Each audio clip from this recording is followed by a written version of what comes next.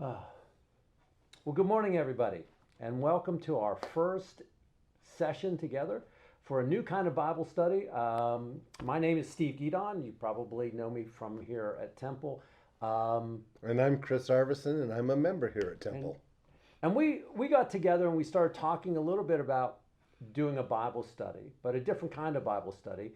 Instead of just it being a lecture, which I've done in the past, where it's just one on one, we're going to have a conversation about Scripture. We're going to talk a little bit about its impact. We're going to kind of go through what did it mean to those people that are there as they live these events, and especially trying to talk about how does it impact you?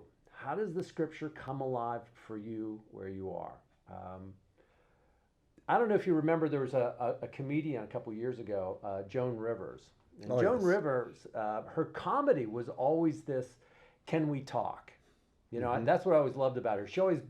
And she used that as a way to draw people in. Like, let me tell you about my life. Can we talk? Can we be honest? Can we be frank about what's really going on? And that was the source of her humor. And so I really thought, one of the things that I struggle with, here at Temple is how do you make Scripture, how do you make what we do here as our faith life, our sacred life, right, go beyond Sunday morning? And so, I mean, I know that I've been thinking about this Bible study, and I really have come up with, if I could give a gift to anybody, it would be how do we take this story, that we're a part of, this Easter experience that we do on Sunday morning, and how do we live it out beyond Sunday morning, right? How do we have that conversation of saying, when I go to the grocery store, you know, how does my faith impact my relationships, what I do, what I see, what I don't see, and how do I interact with people? And so I wanted to try and do that. What difference does it make to me when I'm waiting in line at Walmart? Yeah. I mean, the conversations that you have, Hmm. how does Sunday morning impact those conversations? How do you hear them when you're at work? And people are struggling. What are they hiding? What are they trying to protect in themselves, right? And so I wanted to try and do that. The other thing about having this kind of conversation is the ability to make it easier to listen to, right, than just a lecture. Get a Hmm. different perspective, have sort of a debate back and forth. Bouncing ideas back and forth. Yeah. Right. Like, what did you get at? Because the other part of this is, I think Scripture is not just one dimensional, right? I mean, it isn't. Well, this is it. Take it or leave it. How does it interact you? How does it change you? So you're going to hear certain things that I'm not going to hear, Hmm. and hopefully in our time together, that you're going to be able to draw stuff out and going, hey, you know what really hit me this week? There we are. And I'm hoping that this kind of back and forth will also translate to the people that are watching us each Right. week. So our goal is to do this Bible study, do one chapter a week, really talk about its impact and what it's really all about. How does it impact us at home in our daily lives? A couple of things that I'm hoping to get out of this, that when we're done with this, when we're done with the chapter, a couple of questions are like, was it real to people, right? Were we able to bring out the color of the story that people, these are real people that have real concerns, real lives, real struggles. How do we, one of the things that I get concerned about is that people think of Scripture as, I mean, it's ancient history. Hmm. It happened, it's interesting, but it's not relevant. Eh, And Shakespeare is pretty, but I Yeah, don't get it. yeah. It's good for a quote every once in a Yeah. while, but and I think what I'm hoping that in our time together, what we'll be able to do is make it relevant. So what is the lesson that the gospel writers are trying to tell us? What is Jesus trying to show us that we don't see yet? Hmm. So one, I'd like to make it relevant so that people go, oh, that's what he's talking about. The other thing, I'd love for it to make it practical. Whenever Jesus impact, like for me, the classic one is that when Jesus is interacting with Nicodemus, and Nicodemus is basically, I'm not getting this. Right. I don't get what you're saying. How do we make it practical? Nicodemus, you've got to change. I mean, we've got to change. We've got to do some things differently. because I think what Jesus is trying to do is give us a bigger perspective. He's saying there's more going on here that you don't see. And I'm trying to reveal that to you. Mm-hmm. So I want to make it relevant. I want to make it practical, and I want to make it personal. Right? How is it impacting our story? You know, where we're going and what we can do. So anyway, I've been rambling a little bit. Where do you see this going? What kind of drew you into this kind of crazy idea? I think that some of the best Bible studies I've had were times where, yes, we read it, we prepared for it and all that, but then we sat down and we talked about it. And somebody would bring up a verse and I'd say, I don't think my Bible had that verse. Yeah. Just Yeah. that must have really jumped out to you. Why didn't it jump out to me? And maybe I should open up my ears a little bit wider, or just what was there? What's going on in your life that speaks so loudly to you? And sometimes I would do that to somebody else. Yeah. So I guess that's what I'm really interested in, is that what speaks to you and why isn't it speaking to me? Should it be speaking to me? How can I open my ears to hear it? Right. Now, Jesus said that several times. Anyone who has ears, let him hear. Yeah. Sometimes I think I don't have ears. Right. And sometimes you need somebody else to challenge you. Yes. Because you can get in your rut and say, well, that's whatever I hear is what it means. And it's like, oh no, I didn't see it that way. I saw it differently. I mean, my Bible is getting thicker every year. Yeah. Because I keep reading through it, and there are verses that I know I've read this chapter 100 times, but that verse was never there before. Right. Which probably means that God's trying to tell me something in that verse. I also think that the scriptures, don't you ever think that the scriptures were meant to be read in a community? Because I think one of the things that can happen is if you do a lecture, you'll spend a lot of time in a very sterile environment. Hey, let me tell you what the Greek means here, and we'll parse words and we'll separate, which makes it sterile and very academic. But reading it in a community where, like you said, somebody says, wow, that just jumped off the page, and I couldn't get away from it. Going, oh, that's because it's personal. It's really impactful. And I think that dates back from the very beginning. I think it was Paul, but I'm not going to swear to it, that instructed the readers of one of his letters, read this in all the churches. Yeah, yeah. And, pass it around. I don't think he meant you read it and pass the manuscript over. It's just, somebody stand up and read this thing. Yeah, and it's kind of a community book. As a matter of fact, William Willimon, who was at one time, or I think he still is the dean at Duke, once said, we're the people of one book. This is our story. This is why we exist. It defines who we are. But it's always about us in community, right? John Wesley said, the Bible knows nothing of solitary religion. Right. It's about sharing that story together. And I think by having sort of a conversation about it is going to draw out like, oh wow, I didn't see that, but helping us understand how it impacts our relationships, not just about us individually and separately, that we're part of a bigger story. When I come to it, I'm looking for answers to 4 possible questions. What does this tell me about God? What does this tell me about me? What does this tell me about relating to God? And what does this tell me about relating to the people around me? And there are verses in this book that don't tell me any of those things. And those are the ones that I skim over. Yeah. But most of them will answer one of those 4 questions. Yeah, sometimes uncomfortably so. So let me ask you, as you think about starting a Bible study, we're people are really busy. And what do you want to say to anybody that's like going, I should, I want to, but man, my schedule's packed. I think that always we do set our priorities. And if we really looked at our schedules, we probably have a half an hour here and there that we can carve out, even if it's in 6 5-minute blocks. Right. We can find some time to stop, look, listen, and learn. Right. So, yeah, it's really important to carve up some time. we have it there. I don't think we really recognize how often we just piddle some of our moments away. Yeah, yeah. On my car, and you probably do on yours as well. On your car, on your dashboard, you had these little. My dad used to always call them idiot lights, where the light pops on was like oil, right? Right. And if that oil light comes on, Pull over, pull buddy. over, right? It's right. But sometimes you'll have an engine light come on and saying, you need to take care of this. And, I think in our lives, we have those idiot lights, those things that are like going, it's like a sense of exhaustion, of burnout, loneliness, anxiety, depression. All these things are rampant in our society, right? I saw this great quote that said, the idea that anxiety and depression are symptoms that your soul, your spirit is hungry. It needs, and it's just saying, I need to be fed.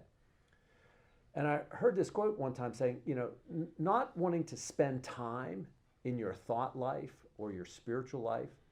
It's like saying, I'm driving, I can't pull over and get gas from my car because I'm driving too fast, right? I can't slow down. It's like, okay, but eventually it's going to catch up with you. Eventually the system is going to run dry. And I look at our society. I look at how fast, things are happening so much quicker. People are spending so much more time on Facebook and things like that, that trying to find some meaning. They're comparing themselves to other people when God is trying to say, this is what I made you for. I made you for this. So anyway, I guess when I think about Bible study, it's a way of feeding that inner person of who you really are, right? Yeah, another piece that I feel like for me is I've certainly gone through times where in my own personal study and all that, just gotta do it. Yeah. Gotta make the time. Yeah. Retirement has its advantages. Lots more time. So that I was able to start developing, I'm going to do it. I'm going to be good. I'm going to do this out of guilt. But now it's more like, what if my beloved called me and said, I really want to be with you. Let's go out to dinner. And I said, I don't have time for a date. Yeah. Yeah. Because spending that time has developed my sense that I'm really talking with God and letting Him tell me about Himself during this time.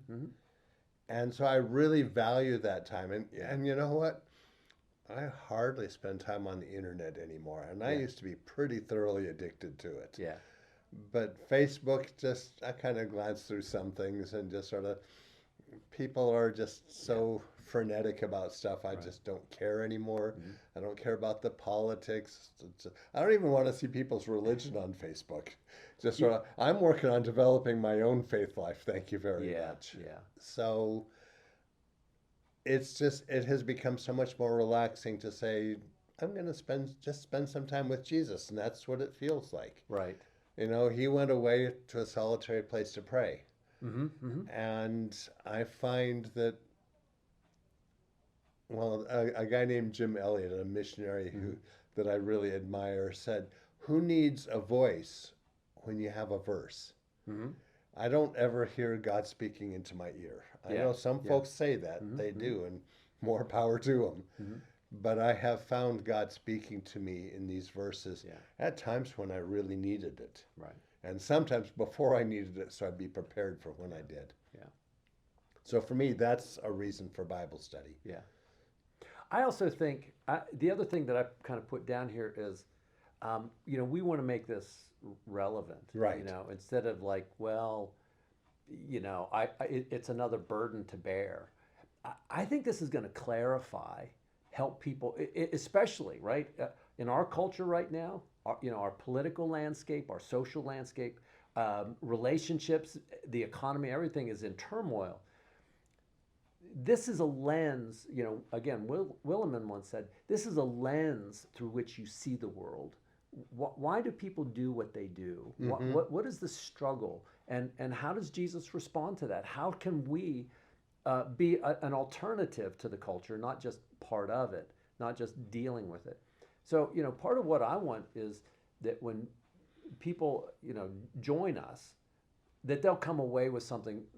Everybody should come away with an aha moment, like going, oh, yeah, right? I didn't, help them to see things differently and say, now, take that back to your family, or take that patience, that sense of gentleness, that perspective that Jesus is going to try and basically pull back the blinds of saying, this is what the world is really, really like. This is the kingdom. And so by spending a little bit of time every day, or every week, we're going to do this once a week. Every week, it's going to kind of ground you in this is my true identity, right? It's a consistency. And I've seen that. My foster son is married, 2 kids, lives off in Portland, couple of stepkids also. It's a fascinating family. um, but like any family, they have struggles and issues and difficulties. And the automatic go-to when they can't figure things out is, okay, it's time to call Baba. Yeah. Meaning me. Right. And right. a chunk of that, I think, is because I feel like I am somewhat grounded, and I'm coming from a lot of years of reading it and trying to apply it. And they're not necessarily all that religious, but I can share with them my understanding of the universe and the way the world works, and it's up to them to apply it. Yeah. But sometimes they actually find that if they do what the Baba suggests, things might work. It works out anyway. Yeah. And they know where I'm coming from. Right. Yeah. And so the other part is because of our experience, being able to add that perspective of, having gone through this, in ministry, being able to add that other dimension of seeing, we've seen this play out. We know how this works.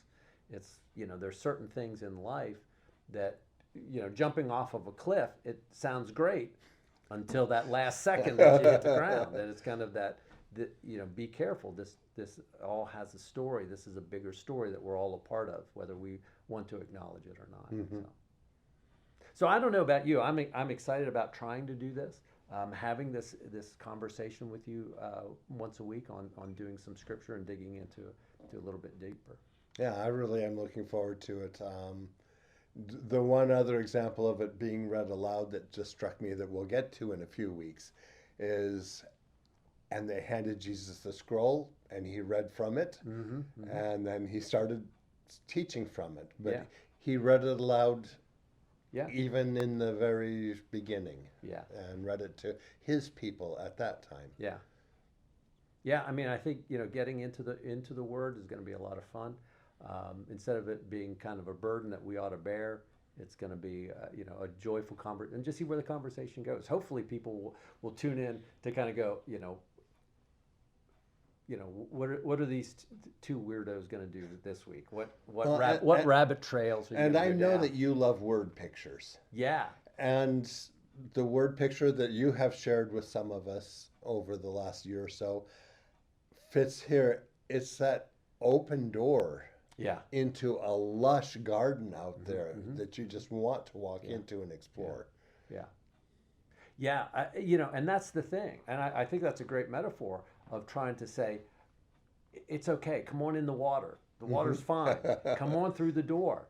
And that's that, getting people to actually take that first step of making that transition. So I'm hoping that happens. And the water being fine, I was looking for various quotes and things because you love quotes. Yeah. And St. Augustine says the scripture is neither too shallow or is not deep enough to drown a child, but is deep enough for an elephant to swim. Yeah.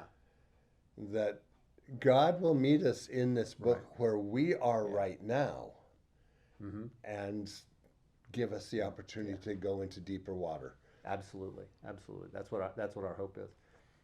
Let me lay one more Augustine quote on you that I think is really pertinent. Augustine once said, and now with God's help, I shall become myself. Okay. That we're transforming into the image that we were truly meant to be. Right. That new perspective, and being able to tell people what our goal is not to just give you head knowledge, but to give you knowledge that's going to help change your life, your relationships, and your perspective on who you are. So, Yeah, I just think of like the book of Man's Search for Meaning. yeah, And the ultimate meaning, what is God's meaning for me? What is my purpose in life? That's a really good question when your heart has just collapsed. yeah, And they've taken it out, carved it into little yeah, pieces, put in aftermarket parts, and shoved it back in again. Just, okay, so now what? right, And it comes back to what I've understood for a long time. God's purpose for my life right now is to recreate me into what I was originally intended. mm-hmm. Mm-hmm. And it doesn't include aftermarket parts. Yeah, It means, no, I want you to have the patience to put up with those two kids. yeah, Um, right, I want you to be gentle enough that when something comes at you that you don't know how to handle, you don't smash it. You hold it and look at it and see what you have to do with it. yeah, That's what God is all about. What I do for a living, what I have for lunch, God's less concerned about that and about my circumstances than he is the shape of my heart. right, yeah. So, what do you say we get started? I think we should do this thing. All right. So the next time we're going to get together, we're going to talk about where we're going to get started, the first book that we're going to look at, and how we're going to approach this new Bible study. So we hope that you'll tune in for next time. I also would hope that you will invite other people. If you like this, share it, get them to join us, and let's see where we can go together. Until next time, God bless. Bye-bye.